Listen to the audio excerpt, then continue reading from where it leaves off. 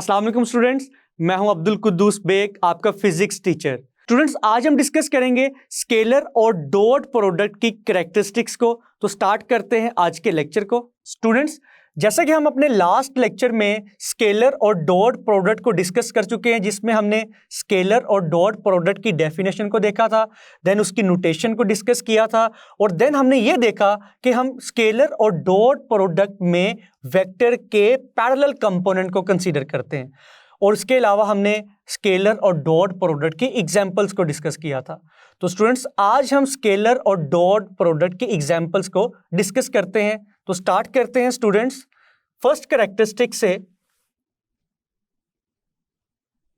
सबसे पहले हम लिख लेते हैं, we are going to start characteristics of scalar और डॉट प्रोडक्ट।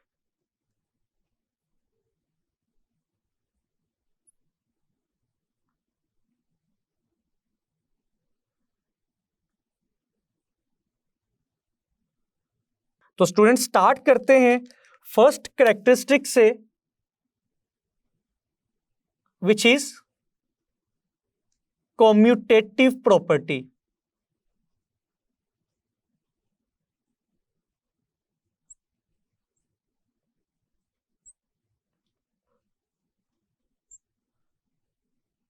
स्टूडेंट्स, जैसा कि हमने अपने लास्ट लेक्चर में स्केलर और डॉट प्रोडक्ट के टू फॉर्मूलाज को लिखा था, ए डॉट बी का फॉर्मूला लिखा था हमने, और उसके बाद हमने बी डॉट ए के फॉर्मूला को भी डिस्कस किया था।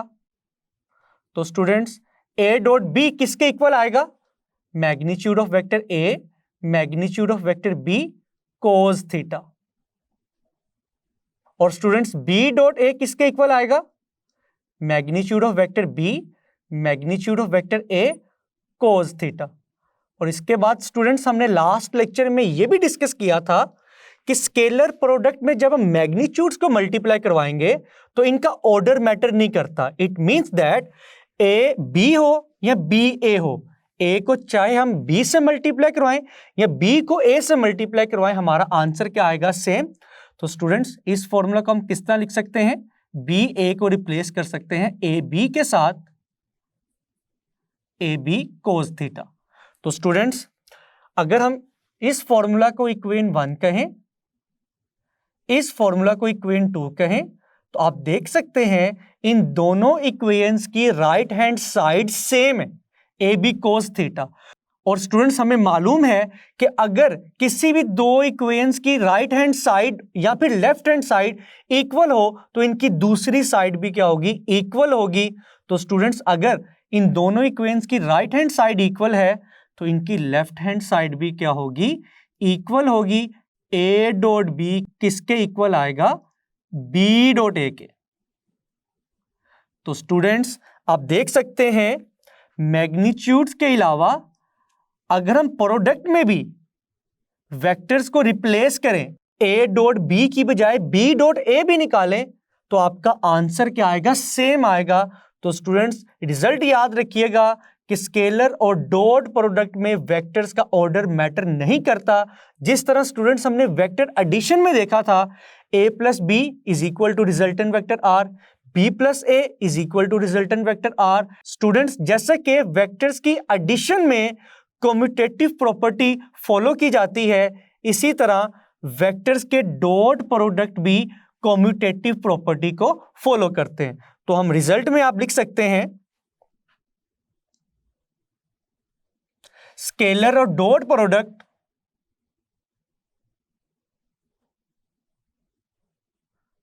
obeys commutative property।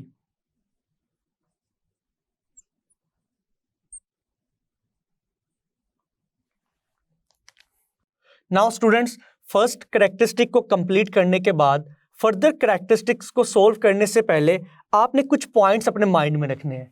अब आगे आने वाली कैरेक्टरिस्टिक्स में हम parallel vectors, perpendicular vectors, anti parallel vectors को कंसीडर करेंगे। तो स्टूडेंट्स, याद रखिएगा,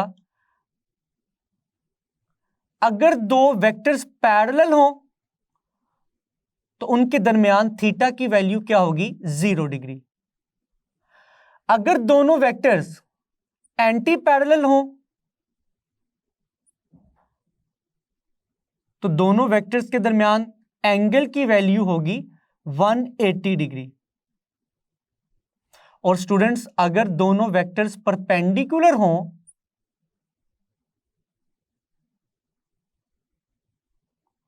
तो थीटा की वैल्यू होगी 90 डिग्री। और स्टूडेंट्स इसके बाद जैसा कि आपको मालूम है कि स्केलर और डॉट प्रोडक्ट में हम कोस थीटा यूज करते हैं, तो आप कोस थीटा की वैल्यूज भी याद कर लें। कोस 0 डिग्री किसके इक्वल आएगा? 1 के। कोस 90 डिग्री की वैल्यू होती है स्टूडेंट्स 0। और स्टूडेंट्स कोस 180 डिग्री की वैल्यू होती है -1। नाउ स्टूडेंट्स इन पॉइंट्स को देखने के बाद हम नेक्स्ट कैरेक्टरिस्टिक को स्टार्ट करते हैं, which is for parallel vectors, means scalar और dot product for two parallel vectors.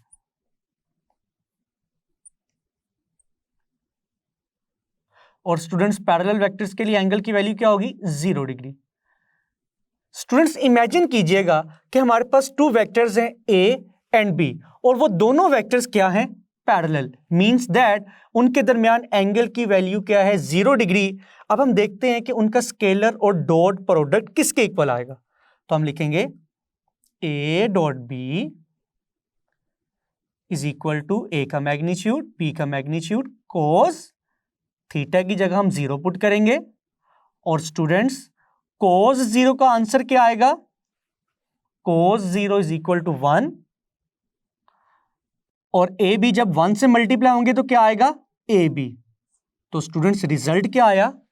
The scalar और dot product for two parallel vectors is equal to the product of their magnitudes. तो आप देख सकते हैं ए वेक्टर ए का magnitude है, B vector b का मैग्नीट्यूड है, और ये दोनों मल्टीप्लाई हो रहे हैं। तो हम रिजल्ट में लिखेंगे स्केलर और dot product of two parallel vectors is equal to the product of their magnitudes. तो स्टूडेंट्स रिजल्ट याद रखिएगा।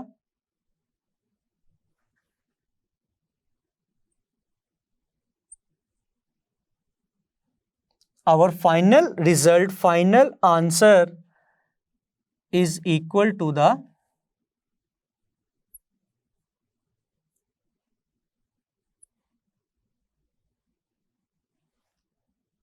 product of vectors magnitude.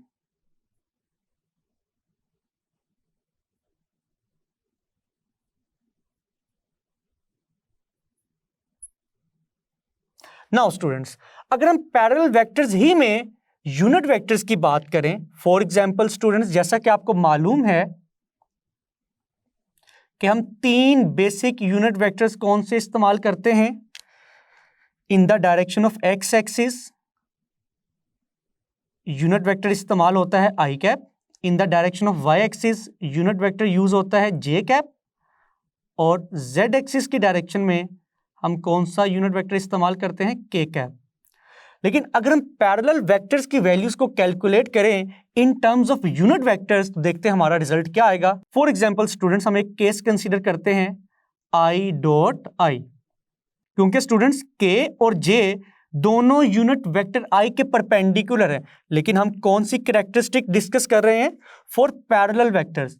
तो स्टूडेंट्स आई कैप के पैरेलल वेक्टर आई कैप ही होगा, तो इसलिए हम क्या फाइंड करेंगे? आई डॉट आई। तो स्टूडेंट्स फर्स्ट वेक्टर का मैग्नीट्यूड क्या आएगा? 1, जो कि यूनिट वेक्टर है। सेकंड वेक्टर भी यूनिट वेक्टर है, उसका मैग्नीट्यूड क्या आएगा? 1 कोस। और पैरेलल वेक्टर्स के केस में थीटा की वैल्यू आएगी 0 degree. 1 multiply by 1 1, and students कोस 0 की वैल्यू भी क्या आएगी? 1। तो फाइनल आंसर क्या आएगा? 1। तो स्टूडेंट्स याद रख लीजिएगा एमसीक्यूज के लिए आई डॉट आई किसके इक्वल होता है? 1 के इक्वल। सिमिलरली स्टूडेंट्स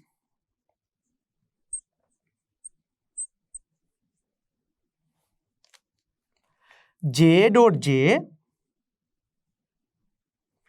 के डॉट के, इनकी वैल्यूज भी 1 के इक्वल आती हैं। नाउ स्टूडेंट्स, यहां तक हम अपनी सेकंड कैरेक्टरिस्टिक को कंप्लीट कर चुके हैं। अगर मैं थर्ड कैरेक्टरिस्टिक की बात करूं, विच is for anti parallel vectors.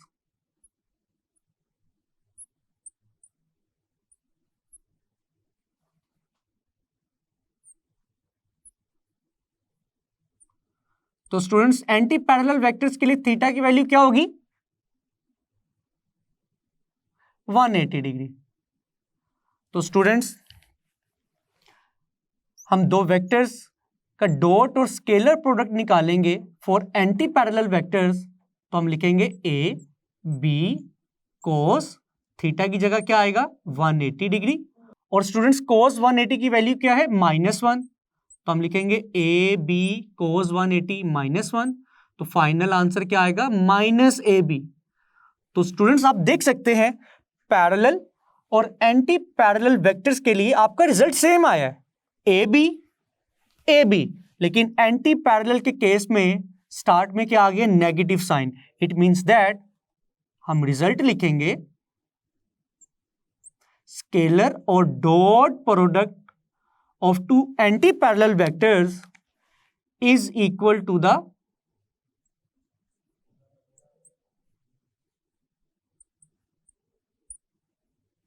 negative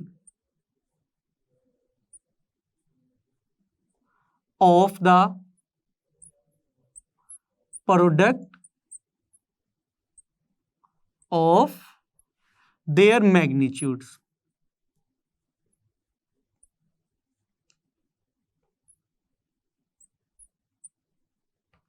now students, इस कैरेक्टरिस्टिक को कंप्लीट करने के बाद अगर हम नेक्स्ट पॉइंट की बात करें, विच is for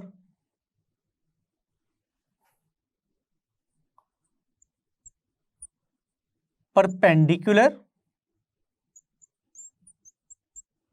vectors.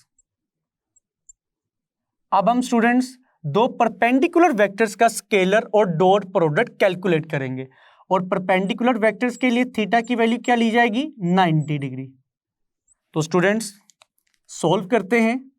A dot B is equal to A B cos 90 degree.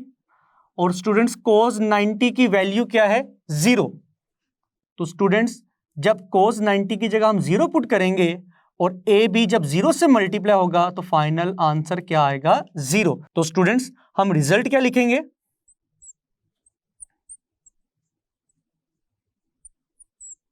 The scalar और dot product of two perpendicular vectors is equal to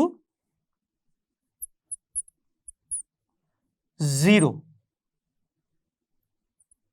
और स्टूडेंट्स, अगर परपेंडिकुलर वेक्टर्स के केस में हम यूनिट वेक्टर्स की बात करें तो in terms of unit vectors हमारा आंसर क्या आएगा?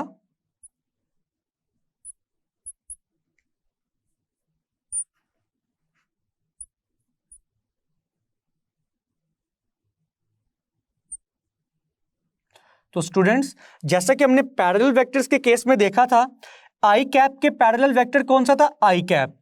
जे कैप के पैरेलल था जे कैप। के कैप के पैरेलल था के कैप। लेकिन अब की बार हम डिस्कस करेंगे यूनिट वेक्टर्स को फॉर परपेंडिकुलर वेक्टर्स। तो स्टूडेंट्स, मुझे बताइएगा यूनिट वेक्टर आई कैप के परपेंडिकुलर कौन सा यूनिट वेक्टर है? जे कैप भी और के कैप भी। इसी तरह जे कैप के परपेंडिकुलर ये दोनों यूनिट वेक्टर्स आएंगे। तो स्टूडेंट्स, हम लिख सकते हैं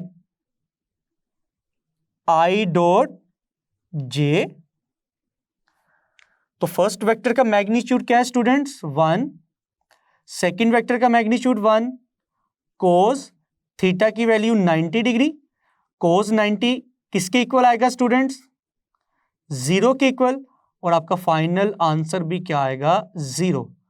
और स्टूडेंट्स, सिमिलरली अगर हम जे डॉट के की वैल्यू कैलकुलेट करें या के डॉट आई की वैल्यू कैलकुलेट करें तो हमारा रिजल्ट क्या आएगा? 0। तो स्टूडेंट्स, ये वैल्यूज भी आपने याद रखनी है for MCQs. Now students, perpendicular vectors के बाद हमारी नेक्स्ट कैरेक्टरिस्टिक होगी for self product.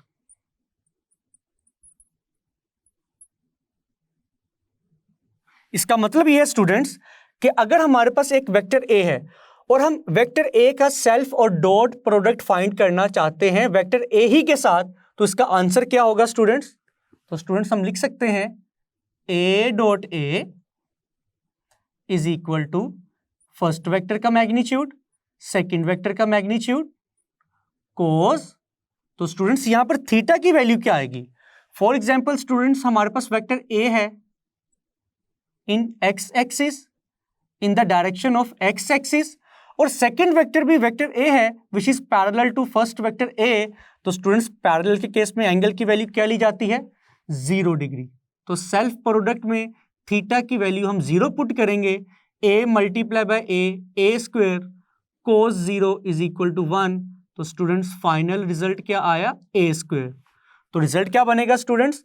The scalar और dot product of a vector with itself, कि एक वेक्टर का स्केलर और डॉट प्रोडक्ट फाइंड कर रहे हैं हम उसी वेक्टर के साथ, and the result is it is equal to square of its magnitude. कि फाइनली जो हमारा आंसर आएगा वो उसी वेक्टर के मैग्नीट्यूड के स्क्वायर के इक्वल आएगा। It is equal to the square of its magnitude.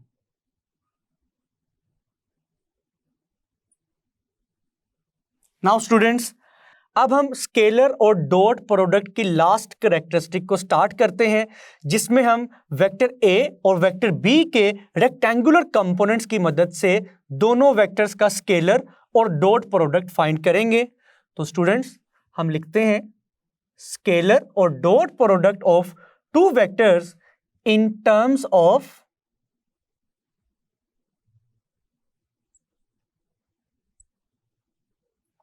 rectangular components।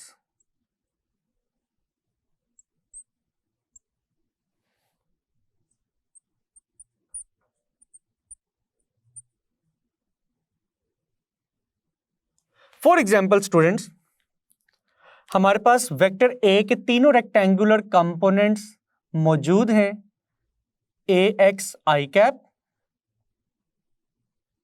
A y j cap, A z k cap.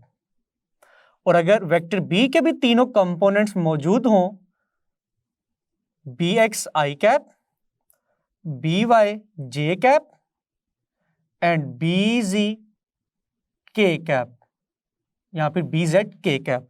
Now students अब हमने इन दोनों वेक्टर्स का डॉट प्रोडक्ट कैलकुलेट करना है। तो हम जानते हैं ए डॉट बी जब हम लिखेंगे तो ए की वैल्यू क्या आएगी students? A x i cap, A y j cap, A z k cap dot. Now students B की वैल्यू क्या आएगी? B x i cap plus B y j cap plus B z k cap. Now students जैसा कि algebra में आपने ये चीज सीखी होगी कि जब भी हम वैल्यूज को मल्टीप्लाई करवाएंगे तो फर्स्ट वैल्यू को नेक्स्ट तमाम वैल्यूज से मल्टीप्लाई करवाएंगे, देन सेकंड वैल्यू को आगे मौजूद तमाम वैल्यूज से मल्टीप्लाई करवाएंगे।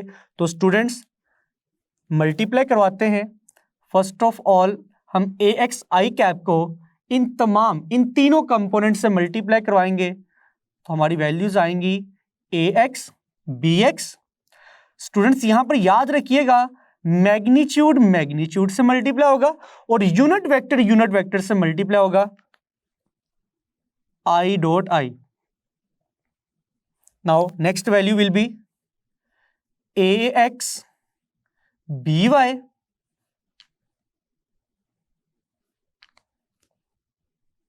आई dot j. Now students next value is a x b z i dot k. Now students, अब हम सेकंड कंपोनेंट को बी की तमाम वैल्यूज से मल्टीप्लाई करवाएंगे। तो वैल्यूज आएंगी a y b x j dot i a y b y j dot j, और लास्ट पे क्या आएगा students, a y b z j dot k. और स्टूडेंट्स लास्ट स्टेप क्या होगा, अब हम वेक्टर ए के लास्ट कंपोनेंट को वेक्टर बी के तीनों कंपोनेंट से मल्टीप्लाई करवाएंगे। तो वैल्यूज आएंगी a z b x k dot i a z b y k dot j and a z b z k dot k. Now students, जैसे कि हम प्रीवियस कैरेक्टरिस्टिक में ये चीज सीख चुके हैं कि आई डॉट आई जे डॉट जे और के डॉट के का आंसर क्या आएगा, 1 के इक्वल। और सिमिलरली अगर आई डॉट जे हो, जे डॉट के हो और के डॉट आई हो, तो इनका आंसर क्या आएगा, 0। तो स्टूडेंट्स आप देख सकते हैं आई डॉट आई का आंसर क्या आएगा, 1। आई डॉट जे क्या है, 0, तो ये सारी वैल्यू किसके इक्वल आएगी, 0 के इक्वल आएगी। आई डॉट के किसके इक्वल है, 0 के इक्वल, तो इसका आंसर भी क्या आएगा, 0। जे डॉट आई भी 0, तो ये पूरी वैल्यू क्या होगी, 0 के इक्वल। जे डॉट जे 1, जे डॉट के 0, तो ये पूरी वैल्यू भी किसके इक्वल आएगी, 0 के इक्वल। के डॉट आई भी 0, तो टोटल आंसर क्या आएगा, 0। के डॉट जे भी 0, तो इसका आंसर भी क्या आएगा, 0। के डॉट के 1। तो स्टूडेंट्स आप देख सकते हैं कि जब हमने वेक्टर ए के तीनों कंपोनेंट्स को वेक्टर बी के तीनों कंपोनेंट से मल्टीप्लाई करवाया तो हमारे पास टोटल 9 वैल्यूज आई। उन 9 वैल्यूज में से 6 वैल्यूज का आंसर क्या है, 0। तो रिमेनिंग वैल्यूज क्या आएंगी students, A x b x plus a y b y plus a z b Z. तो स्टूडेंट्स ये था ए डॉट बी का final answer in terms of rectangular components. तो स्टूडेंट्स इसमें आपने हिंट क्या याद रखना है, जब भी हम वेक्टर्स के रेक्टेंगुलर कंपोनेंट्स का डॉट या स्केलर प्रोडक्ट फाइंड करेंगे, हम सिर्फ क्या करेंगे स्टूडेंट्स, एक्स कंपोनेंट को एक्स कंपोनेंट से मल्टीप्लाई करेंगे, वाई कंपोनेंट को वाई कंपोनेंट से और z कंपोनेंट को z कंपोनेंट से मल्टीप्लाई करवाएंगे। हमें यहां पर हर एक वैल्यू को बाकी तमाम वैल्यू से मल्टीप्लाई करवाने की जरूरत नहीं है, क्योंकि हमें मालूम है कि जब i डॉट जे डॉट और k डॉट से मल्टीप्लाई होगा तो आंसर 0 आएगा। सिमिलरली जब j डॉट i डॉट और k डॉट से मल्टीप्लाई होगा तो आंसर क्या आएगा, 0। तो याद रखिएगा कि जब रेक्टेंगुलर कंपोनेंट्स का डॉट प्रोडक्ट फाइंड करेंगे तो यूनिट वेक्टर आई कैप यूनिट वेक्टर आई कैप से मल्टीप्लाई होगा, यूनिट वेक्टर जे कैप यूनिट वेक्टर जे कैप से मल्टीप्लाई करवाएंगे और फाइनली यूनिट वेक्टर के कैप को यूनिट वेक्टर के कैप से मल्टीप्लाई करवाएंगे। नाउ स्टूडेंट्स अगर लास्ट पे मैं एक चीज का इजाफा करूं कि अगर टू वेक्टर्स के रेक्टेंगुलर कंपोनेंट्स गिवन हो और आपसे कहा जाए कि दोनों वेक्टर्स के दरमियान एंगल थीटा की वैल्यू कैलकुलेट करनी है, तो आप देख सकते हैं स्टूडेंट्स ए डॉट बी किसके इक्वल आया है, ए x b x plus a y b y plus a z b Z. तो स्टूडेंट्स अगर ए डॉट बी को मैं ओपन करके लिखूं तो ए डॉट बी किसके इक्वल आएगा, A B cos theta, it is equal to a x b x plus a y b y plus a z b z. Now students, अगर हम इस एक्सप्रेशन से कोस थीटा की वैल्यू निकालना चाहते हैं तो कोस थीटा की वैल्यू आएगी a x b x plus a y b y plus a z b z divided by, students आप देख सकते हैं ए बी कोस थीटा से मल्टीप्लाई हो रहा है, जब इक्वल के उस तरफ शिफ्ट होगा तो ये तमाम वैल्यूज से क्या होगा, डिवाइड, तो डिनोमिनेटर में क्या आएगा, ए बी। तो स्टूडेंट्स ये फाइनल फॉर्मूला एंगल की वैल्यू कैलकुलेट करने के लिए अगर दोनों वेक्टर्स के रेक्टेंगुलर कंपोनेंट्स गिवन हो। तो स्टूडेंट्स ये थी स्केलर और डॉट प्रोडक्ट की लास्ट कैरेक्टरिस्टिक। स्टूडेंट्स एग्जाम्पल 2.4 की स्टेटमेंट आप देख सकते हैं, which states that a force F is equal to 2i cap plus 3j cap units has its point of application moved from the point A and the coordinates of point A are 1 3 to the point B with coordinates 5 7. Find the work done.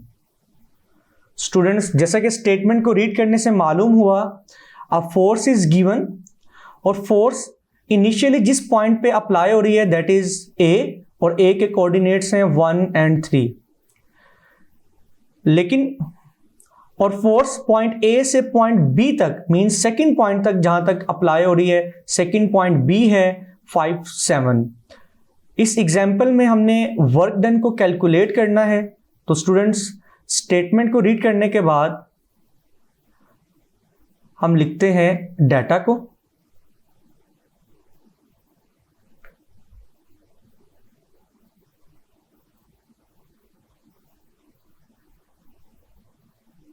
तो students कौन सी important values given है, first of all force is given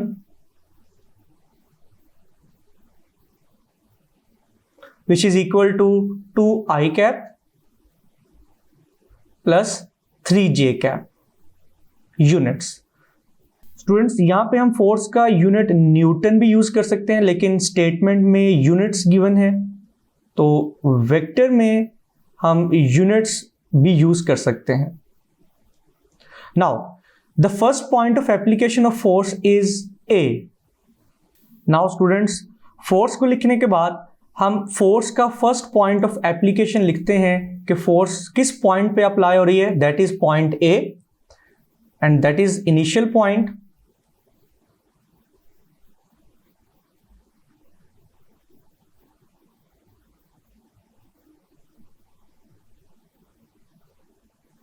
and students initial point की value है ए 1 3।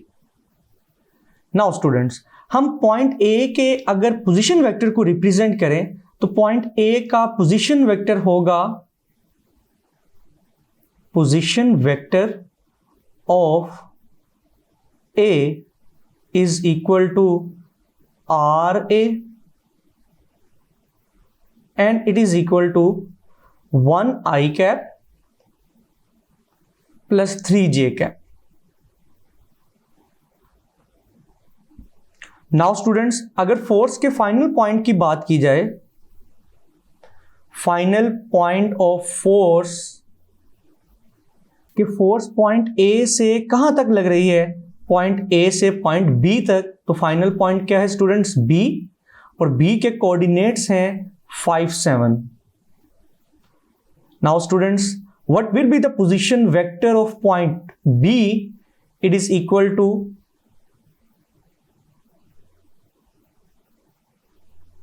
RB और RB की value होगी 5i cap plus 7j cap. Okay students, now हमने given data को लिख लिया है, देन हमारी नेक्स्ट हेडिंग होगी टू फाइंड कि इस स्टेटमेंट में रिक्वायर्ड क्या है।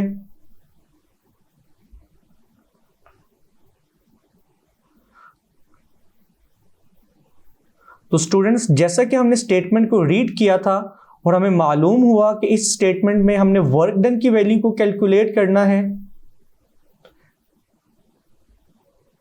तो हम टू फाइंड में लिखेंगे we have to calculate the value of work done. और वर्क डन को स्टूडेंट्स हम W से रिप्रेजेंट करते हैं, it is the missing value. तो स्टूडेंट्स वर्क की वैल्यू को कैलकुलेट करने के लिए हम कौन सा फॉर्मूला यूज करेंगे? जैसे कि आपको मालूम है work done is equal to F dot D। Work is the scalar product of force F and displacement D। Students हमने इस फॉर्मूला को अपने प्रीवियस लेक्चर में भी डिस्कस किया था, जब हमने स्केलर और डॉट प्रोडक्ट को डिटेल में देखा था। तो उसमें स्केलर और डॉट प्रोडक्ट की एग्जांपल कौन सी कंसीडर की थी हमने? Work done. नाउ स्टूडेंट्स इस एग्जांपल में वर्क की वैल्यू तो अननोन है, लेकिन आप देख सकते हैं डिस्प्लेसमेंट इज आल्सो मिसिंग। तो स्टूडेंट्स वर्क की वैल्यू को कैलकुलेट करने से पहले हम डिस्प्लेसमेंट की वैल्यू कैलकुलेट करेंगे, और डिस्प्लेसमेंट की वैल्यू कैलकुलेट करने के लिए हम कौन सा फॉर्मूला यूज करेंगे? उससे पहले हम अपनी हेडिंग लिखते हैं सॉल्यूशन की। नाउ स्टूडेंट्स डिस्प्लेसमेंट का फॉर्मूला हम यूज करेंगे displacement between point A and point B will be equal to the position vector RB which is the final point minus position vector of point A which is equal to RA। तो students displacement की value को calculate करने के लिए हम दोनों points means point A and point B, जिन दोनों points तक फोर्स अप्लाई हो रही है, इन दोनों पॉइंट्स के पोजीशन वेक्टर्स को सबट्रैक्ट करेंगे, लेकिन final point minus initial point आएगा। तो स्टूडेंट्स RB की वैल्यू क्या है? The value of position vector RB is equal to 5i cap plus 7j cap minus students जब भी दो वैल्यूज के दरमियान नेगेटिव साइन हो तो मैं रिकमेंड यही करूंगा कि सेकंड वैल्यू लिखने से पहले आप ब्रैकेट यूज करें, बिकॉज नेगेटिव साइन ब्रैकेट में मौजूद तमाम वैल्यूज से मल्टीप्लाई होगा, जिसकी वजह से वैल्यूज के साइन चेंज होंगे। तो स्टूडेंट्स RA की वैल्यू क्या है? 1i cap plus 3j cap. 5i cap plus 7j cap will remain as it is, minus जब हम मल्टीप्लाई करेंगे प्लस 1i कैप और प्लस 3j कैप के साथ, तो दोनों वैल्यूज नेगेटिव हो जाएंगी, minus 1i cap minus 3j cap. Now students similar terms को हम सॉल्व करेंगे एक दूसरे के साथ, मींस i कैप वाली वैल्यू i कैप वाली वैल्यू के साथ सॉल्व होगी और j कैप वाली वैल्यू j कैप वाली वैल्यू के साथ सॉल्व होगी। तो स्टूडेंट्स आप देख सकते हैं 5i cap minus 1i cap, दोनों को सबट्रैक्ट करेंगे तो हमारे पास आएगा 4i cap, then plus 7j cap minus 3j cap, again दोनों को सबट्रैक्ट करेंगे तो हमारा आंसर आएगा 4j कैप। तो स्टूडेंट्स यहां तक हमने डिस्प्लेसमेंट की वैल्यू को कैलकुलेट कर लिया है। नाउ डिस्प्लेसमेंट और फोर्स की वैल्यू को इक्वेशन 1 में पुट करने से हमारे वर्क डन की वैल्यू कैलकुलेट हो जाएगी। तो स्टूडेंट्स हम लिख सकते हैं by putting the values of displacement and force in equation number 1। तो स्टूडेंट्स इक्वेशन नंबर 1 किसके इक्वल है? W which is the work done equal to F dot D। Now students force की वैल्यू क्या है? 2i cap plus 3j cap dot displacement की value है 4i cap plus 4j cap. Now students जैसा कि हमने dot product में इस चीज को सीखा था कि जब भी हम डॉट प्रोडक्ट में टू वेक्टर्स को मल्टीप्लाई करवाते हैं तो आई वाली वैल्यू से मल्टीप्लाई होगी और जे वाली वैल्यू से मल्टीप्लाई होगी। मींस दैट कि एक्स डायरेक्शन के यूनिट वेक्टर्स आपस में मल्टीप्लाई होंगे, वाई डायरेक्शन के यूनिट वेक्टर्स जिनको हम जे कैप से रिप्रेजेंट करते हैं वो एक दूसरे से मल्टीप्लाई होंगे। तो स्टूडेंट्स, अगर मैं 2i कैप को 4i कैप से मल्टीप्लाई करवाता हूं तो we will get 4 to the 8 and students i dot i क्या होगा 1, उसको हम इग्नोर कर देंगे, प्लस 3j कैप जब 4j कैप से मल्टीप्लाई होगा 4 3 the 12 और j डॉट j क्या होगा स्टूडेंट्स अगेन 1 के इक्वल। नाउ स्टूडेंट्स 8 प्लस 12 किसके इक्वल आएगा 20। तो स्टूडेंट्स वर्क डन की फाइनल वैल्यू किसके इक्वल आई 20 यूनिट्स। स्टूडेंट्स आप यहां पर देख सकते हैं कि फोर्स की वैल्यू यूनिट्स में गिवन थी, दैट्स वाई हम वर्क के साथ भी कौन सा यूनिट यूज करेंगे यूनिट्स। अगर फोर्स न्यूटन में गिवन होती, डिस्प्लेसमेंट मीटर में गिवन होता, then we will use the unit of work done which is equal to joule और न्यूटन मीटर। तो स्टूडेंट्स इस एग्जाम्पल का फाइनल आंसर है 20 units which is the value of work done. Now students अब हम start करते हैं example 2.5 को। एग्जाम्पल 2.5 की स्टेटमेंट आप देख सकते हैं which states that find the projection of vector A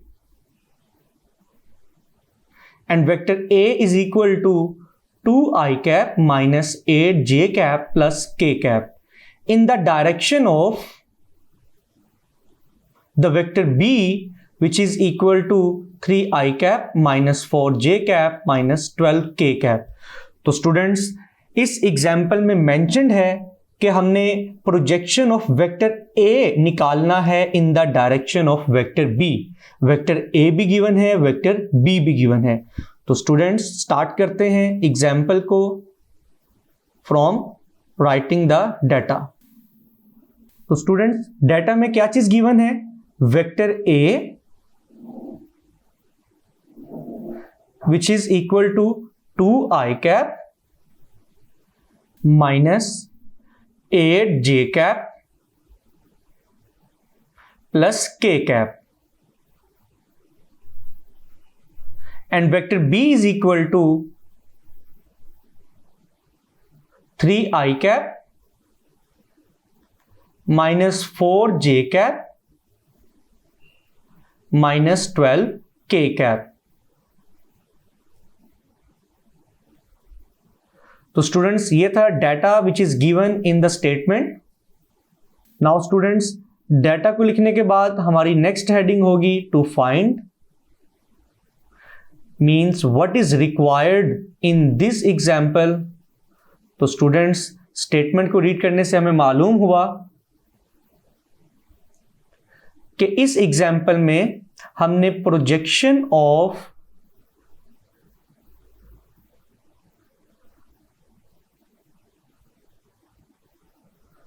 vector A को निकालना है but in the direction of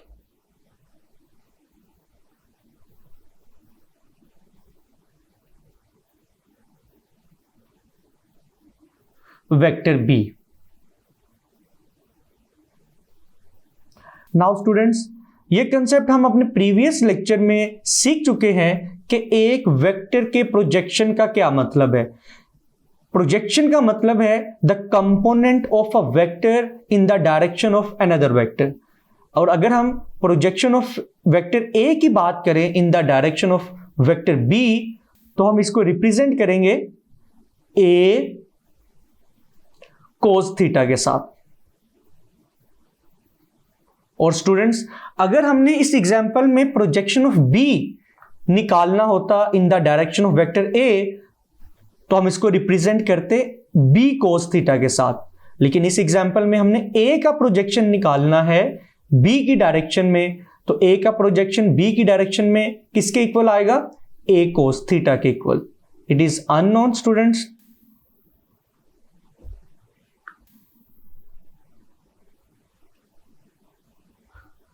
now students, projection of vector ए निकालने के लिए हम कौन सा फॉर्मूला यूज करेंगे?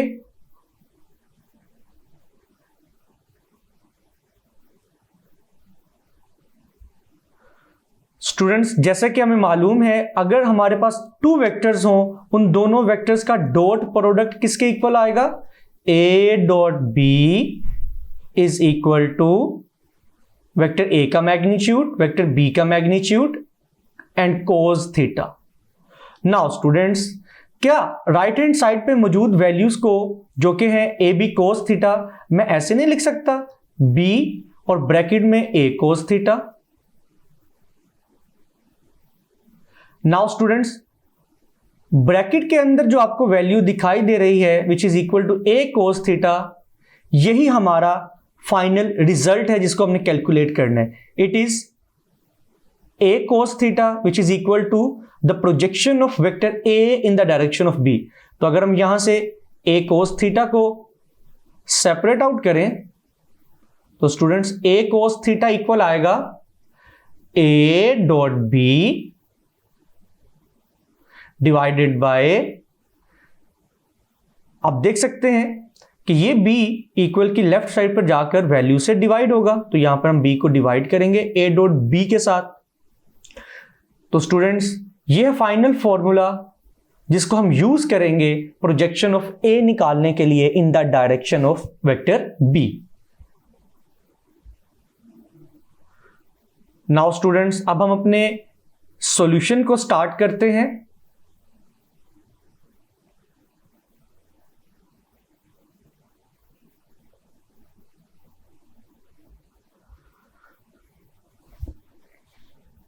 स्टूडेंट्स, इस एग्जाम्पल को हम दो तरह से सॉल्व कर सकते हैं। या तो हम वेक्टर ए, वेक्टर बी और बी के मैग्नीट्यूड की वैल्यूज डायरेक्टली इक्वेशन 1 में पुट कर लें, या फिर हम सबसे पहले ए डॉट बी को कैलकुलेट करें, देन हम बी के मैग्नीट्यूड को कैलकुलेट करें, देन हम वैल्यूज को इक्वेशन 1 में पुट करें। तो students, second method is more convenient कि सबसे पहले हम ए डॉट बी की वैल्यू कैलकुलेट कर लेते हैं। तो स्टूडेंट्स, ए डॉट बी किस तरह से आएगा?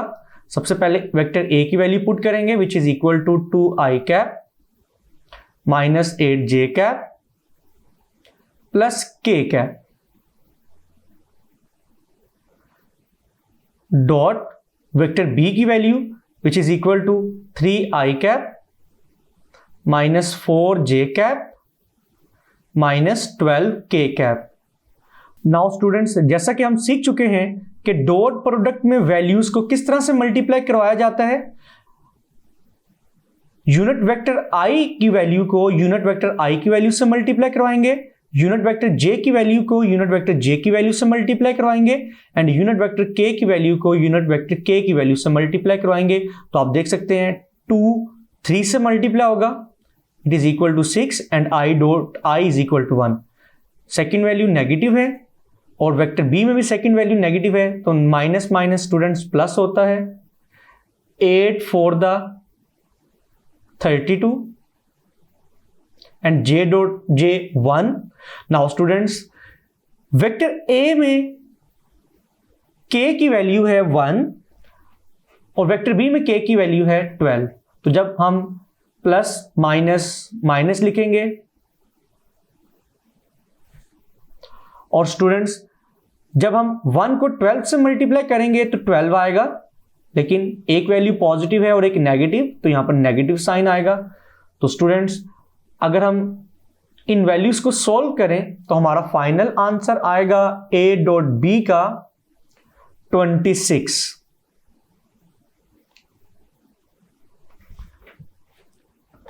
Now students, a dot b की वैल्यू को कैलकुलेट करने के बाद हम b के मैग्नीट्यूड को कैलकुलेट करते हैं। तो स्टूडेंट्स, b के मैग्नीट्यूड को कैलकुलेट करने के लिए हम इसको सॉल्व करेंगे। सबसे पहले हम b को मोड की फॉर्म में लिखेंगे जो कि रिप्रेजेंट करेगा b के मैग्नीट्यूड को। तो स्टूडेंट्स, जैसा कि हमें मालूम है मैग्नीट्यूड निकालने के लिए हम स्क्वायर रूट यूज करेंगे, देन यूनिट वेक्टर i की वैल्यू का स्क्वायर फाइंड करेंगे विच इज इक्वल टू 3, तो यहां पर 3 का स्क्वायर आएगा। Then students, unit vector j की वैल्यू का स्क्वायर फाइंड करेंगे विच इज इक्वल टू -4, तो यहां पर -4 का स्क्वायर आएगा। और लास्ट पे स्टूडेंट्स प्लस के बाद हम यूनिट वेक्टर k की वैल्यू का स्क्वायर फाइंड करेंगे which is equal to -12 whole square. तो स्टूडेंट्स 3 का स्क्वायर किसके इक्वल आएगा? 9 के इक्वल। -4 का स्क्वायर +16 आएगा। जैसा कि हमें मालूम है कि जब भी हम नेगेटिव वैल्यू का स्क्वायर फाइंड करें तो हमारा रिजल्ट पॉजिटिव आता है ड्यू टू स्क्वायर। और स्टूडेंट्स -12 का स्क्वायर आएगा 144। और अगर हम इन तमाम वैल्यूज को ऐड करें तो स्टूडेंट्स स्क्वायर रूट के अंदर वैल्यू आएगी 169 और स्क्वायर रूट 169 इक्वल होता है 13 के। नाउ स्टूडेंट्स हम a डॉट b भी कैलकुलेट कर चुके हैं, हम b का मैग्नीट्यूड भी कैलकुलेट कर चुके हैं। अब हम इन वैल्यूज को इक्वेशन 1 में पुट करेंगे। तो स्टूडेंट्स इक्वेशन 1 किसके इक्वल थी? Projection of vector a in the direction of vector b is equal to a cos theta which is equal to a dot b divided by b का magnitude. इसको हम simple b से भी represent कर सकते हैं और मोड की फॉर्म में भी रिप्रेजेंट कर सकते हैं। तो स्टूडेंट्स अब हम इस फॉर्मूला में वैल्यूज पुट करेंगे। तो स्टूडेंट्स लेफ्ट हैंड साइड पे a cos theta as it is आएगा। Now students a dot b की वैल्यू क्या कैलकुलेट की थी हमने? इट इज इक्वल टू 26 और स्टूडेंट्स b का मैग्नीट्यूड था 13। जब हम इन दोनों को सोल्व करेंगे आफ्टर कटिंग 13 1 द 13 13 2 द 26 तो स्टूडेंट्स a cos थीटा का फाइनल आंसर क्या आएगा? Is equal to 2।